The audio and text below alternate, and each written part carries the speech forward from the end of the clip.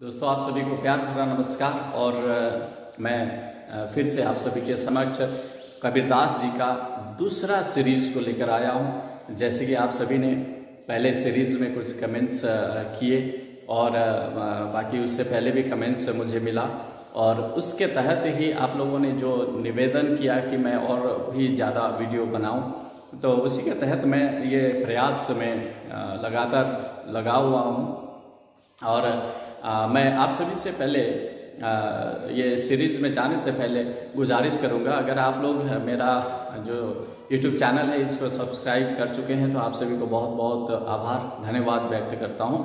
अगर नहीं किए हैं, अगर मेरे YouTube चैनल में नए हैं तो ज़रूर मेरा YouTube चैनल को सब्सक्राइब कर लीजिएगा, और उसके ठीक सामने का जो बेल आइकन है उसको दबा दीजिएगा ताकि आपको ऑल नोटिफिकेशन मिलती रहे, और जैसे कि मैं वीडियो अगर अपलोड करूं तो तुरंत आपको वो वीडियो प्राप्त हो सके।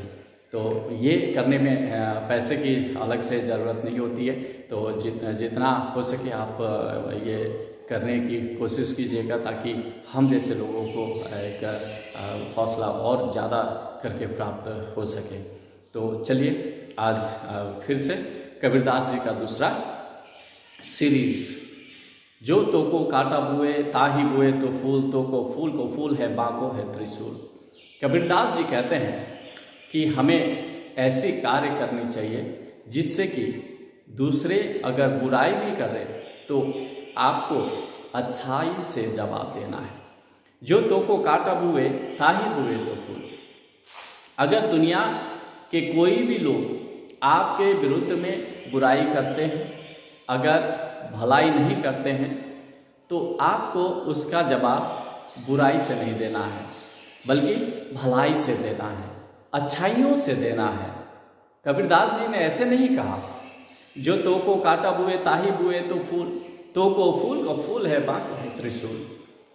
आपने जो फूल बिछाया उस व्यक्ति के लिए, वह व्यक्ति के राह में, उसकी नज़र में वह कांटा बन गया। वह इसलिए क्योंकि उसके अंदर जो बुराइयां थी, जो जितने भी कलेश थी, उस कलेश के कारण, द्वेष के कारण उसको आपके द्वारा बिछाया हुआ फूल भी कांटा की तरह चुभने लगा। लेकिन आपके रास्ते पर बिछाया हुआ कांटा, उसके द्वारा बिछाया हुआ कांटा भी आपके अंदर अच्छाई और भलाई होने के नाते आपको वह प्रसून के समान, फूल के समान, पुष्प के समान सुंदर लगने लगा। और ये तभी संभव है जब आपके अंदर में भलाई हो, अच्छाई हो। नेकी कर दरिया में डाल बोलते हैं ना, तो कबीरदास जी इन दोनों के माध्यम से यही बताना चाहते हैं कि अगर कोई व्यक्ति भी आपके विरुद्ध में बुराई करे, अगर किसी द्वेष के कारण, किसी अन्य कारणवश, तो भी आपको उसके विरुद्ध में बुराई नहीं करना है, उसका जवाब बुराई से नहीं देना है, उसका जवाब अच्छाइयों से देना है, भलाई से देना है, ताकि उसके द्वारा बिछाया हुआ आपके रास्ते का जो कांटा आपके अंदर अच्छाई होने के कारण फूल समान लगे, और आपके द्वारा उस व्यक्ति के रास्ते पर बिछाया हुआ जो पुष्प है उसके अंदर की जो बुराई है उसके कारण उसको कांटा साथ चुभने लगे। तो जो देंगे हम, कबीरदास जी बोलते हैं कि हम जो देंगे वही पाते हैं, इसलिए हम अच्छा देंगे तो अच्छा ही रिटर्न होके आएगा। अगर हम बुरा देंगे तो बुरा ही आएगा। हमें अच्छाई ही देना है, भलाई ही देना है, बुराइयां नहीं देना है। इसलिए क्योंकि जो हम देते हैं वही हमें भविष्य में मिलने वाला है। तो हमें यह जो गहन बात है इसको मनन करना चाहिए, कबीरदास जी कहते हैं। अब चलते हैं अगले दोहा की ओर। जाति न पूछो साधु की, पूछी लीजिए ज्ञान। मोल करो तलवार की, पड़ा रहन दो म्यान।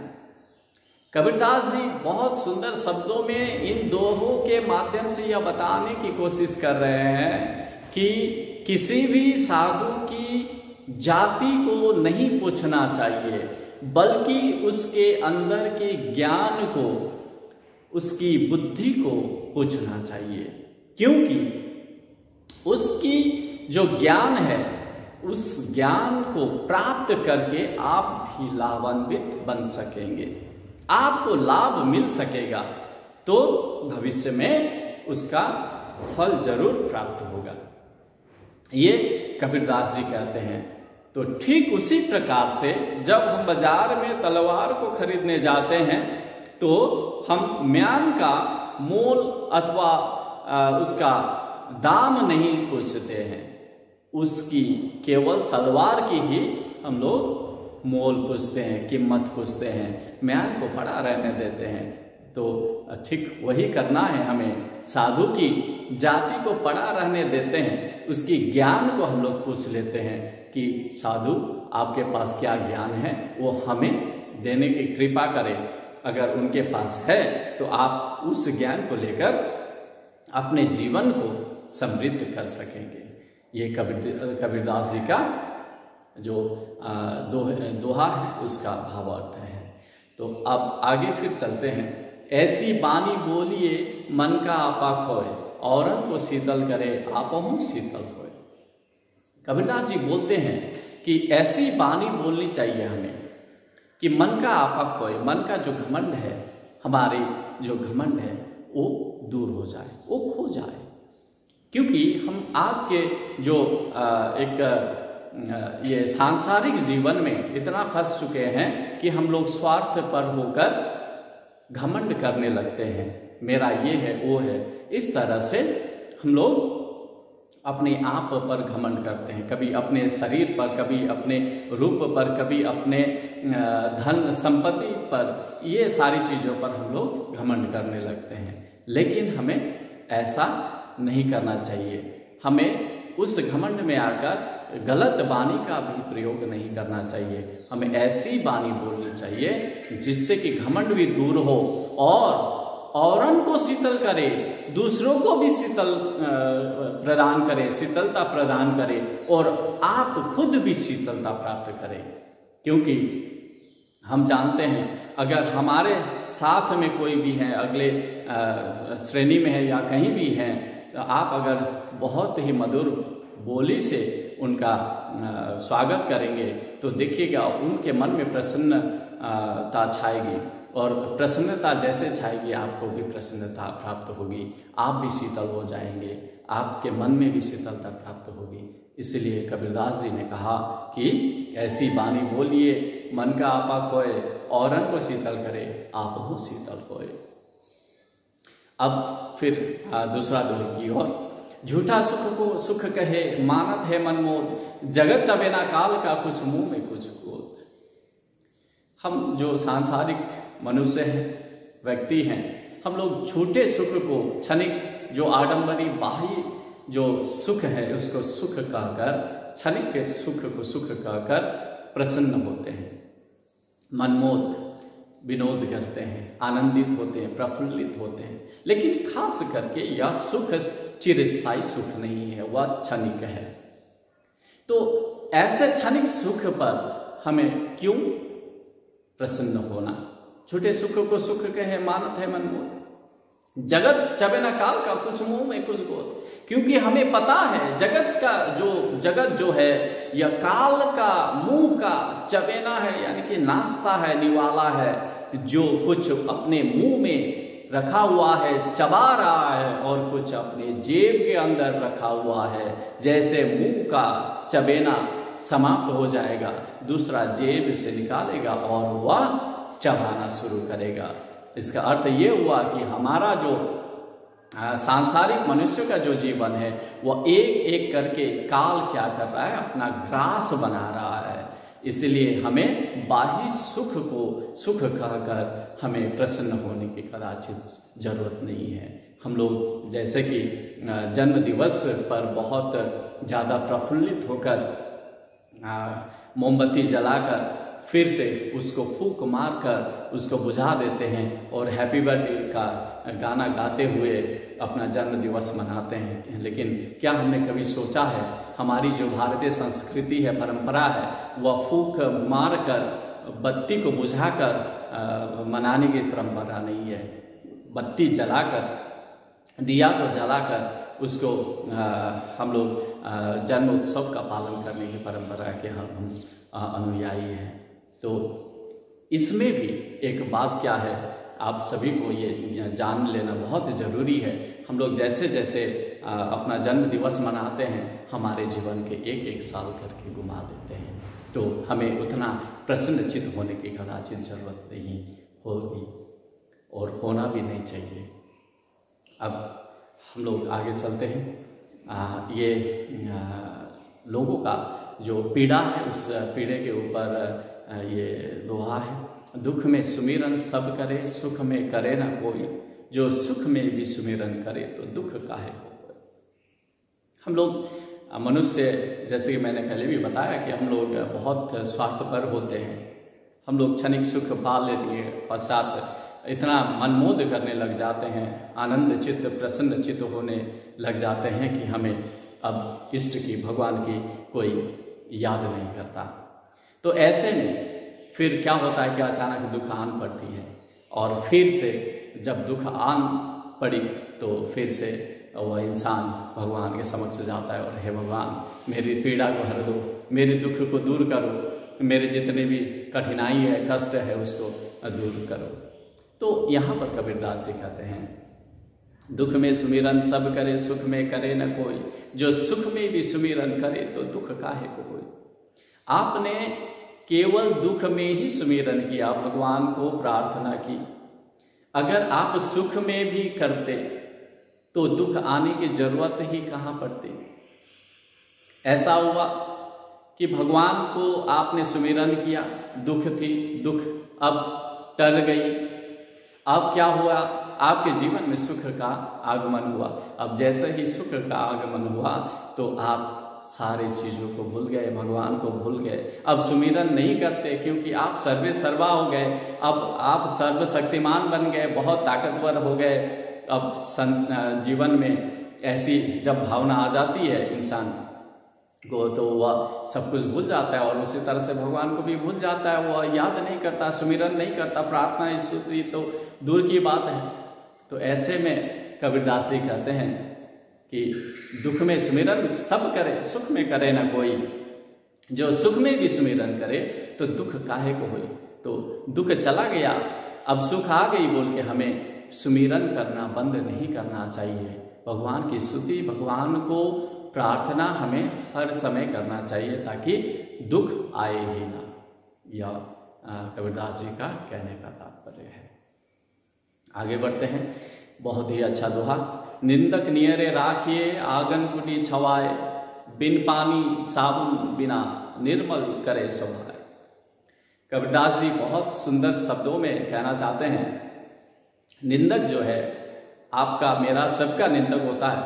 तो उस निंदक को हमें बहुत ही है दृष्टि से या फिर जो गुस्से वाले नज़रिए से नहीं देखना चाहिए। निंदक है, अच्छा है, उससे प्यार कीजिए, क्योंकि निंदक हैं, आपकी बुराइयां करता है तो आप में अच्छाइयां निखार के लाने की मदद भी वही करता है।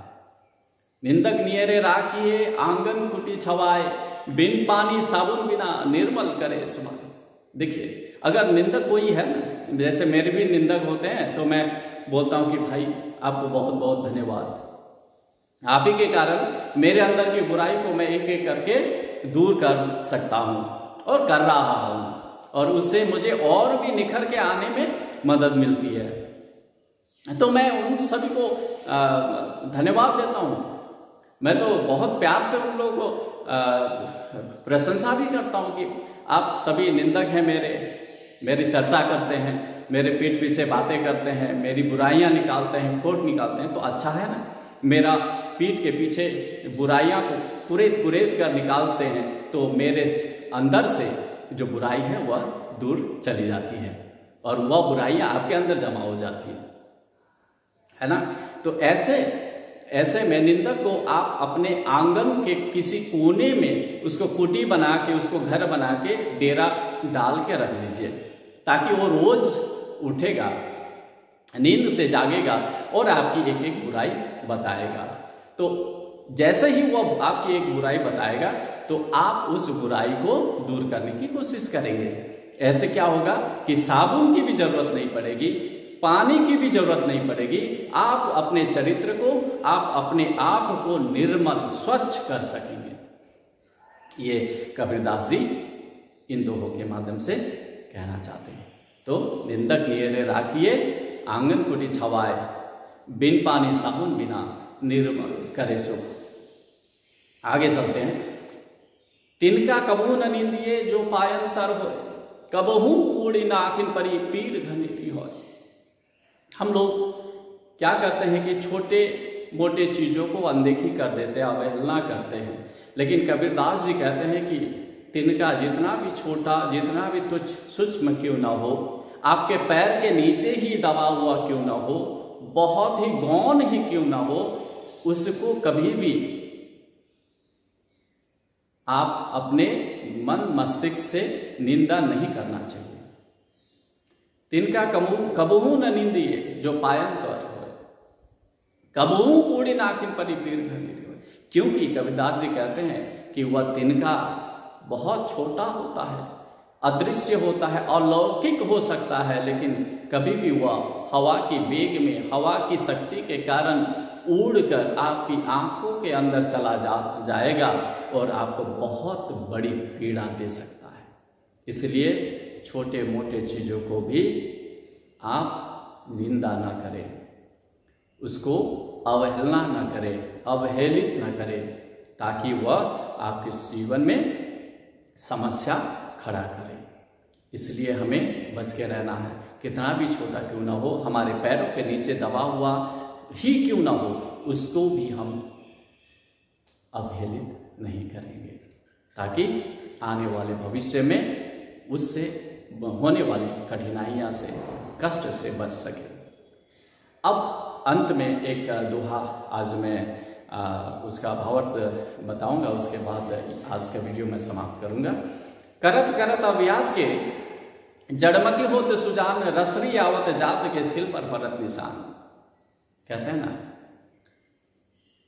100 सुनार की एक लोहार की। सुनार क्या करता है कि एक ही जगह टक टक टक करके 100 बार मारता है, लेकिन लोहार क्या करता है कि एक बार मारता है। लेकिन कबीरदास जी कहते हैं यहाँ पर, सोनार की तरह अगर एक ही जगह पर टक टक टक करके मारते रहोगे तो उस पर बहुत अच्छी नक्काशी आ सकती है।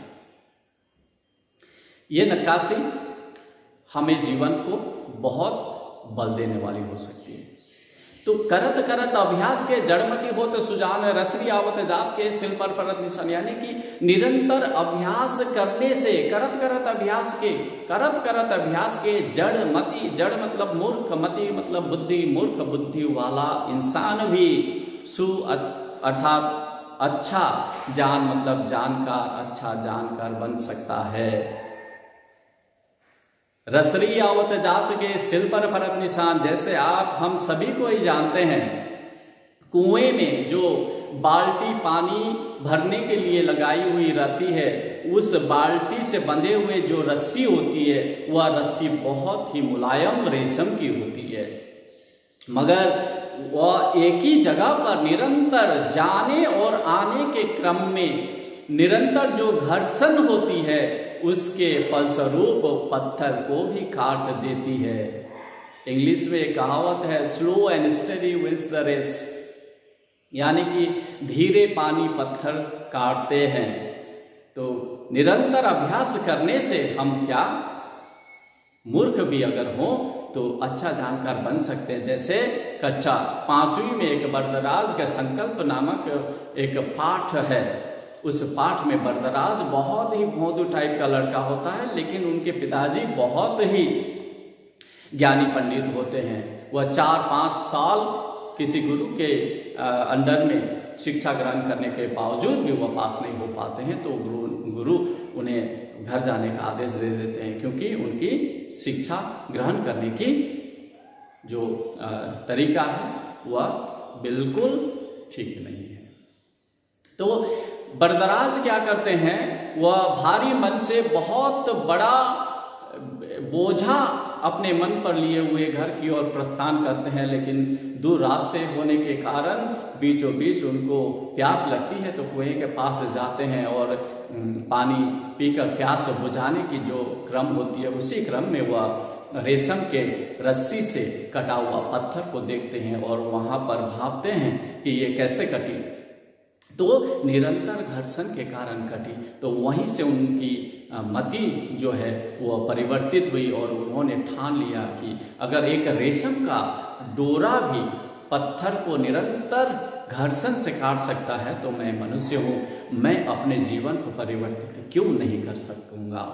तो इसी दृढ़ संकल्प से वह लौट के गए और गुरु को फिर से प्रणाम किया और गुरु ने कहा, मैंने तो तुम्हें जाने का आदेश दिया था, फिर तुम आए, मैं तुम्हें पढ़ा नहीं सकता क्योंकि तुम पास नहीं कर पाओगे, उत्तीर्ण नहीं हो पाओगे।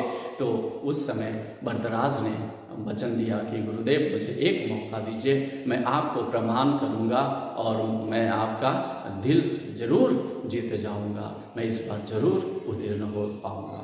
इस तरह से उन्होंने वचन दिया और ठीक गुरु ने भी उनको स्वीकारा और उसी तरह से उन्होंने मेहनत की और बाद में वो सफल हुए, उत्तीर्ण हुए।